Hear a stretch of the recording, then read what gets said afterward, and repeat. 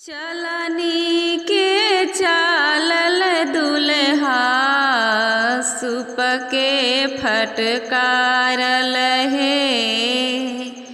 चलनी के चालल दुल्हा सुप के फटकारल हे।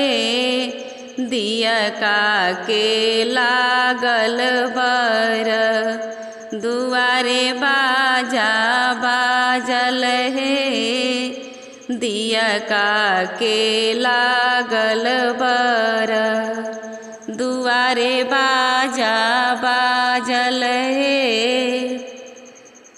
आवा के पाकल दुल्हा झावा के झारल हे। आवा के पाकल दुल्हा झावा के झारल हे।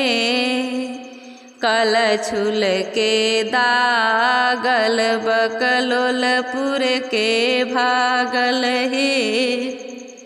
कल छुल के दागल बकलोलपुर के भागल हे।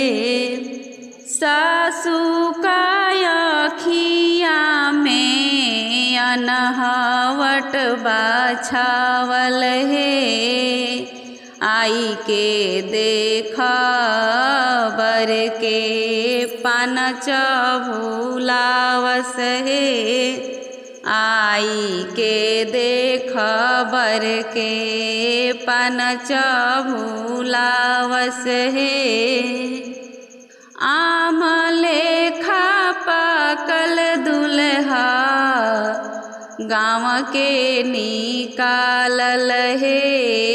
आम लेखा पाकल दुल्हा गाँव के निकालल हे। ऐसन बकलोल बर चटक देवा का भावल हे। ऐसन बकलोल बर चटक देवा का भावल हे। मौरी लगावल दुल्हा जामा पहिरावल हे।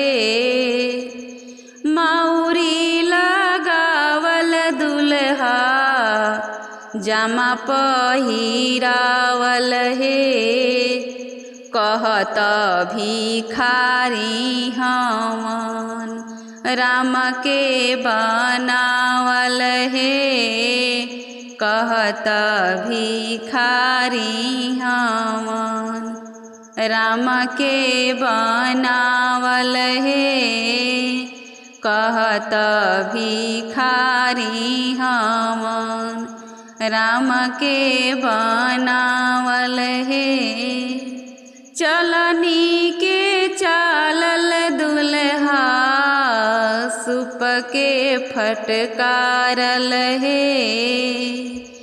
दिया का के लागल बर दुआरे बाजा बाजल हे। दिया का के लागल बर दुआरे बाजा बाजल हे।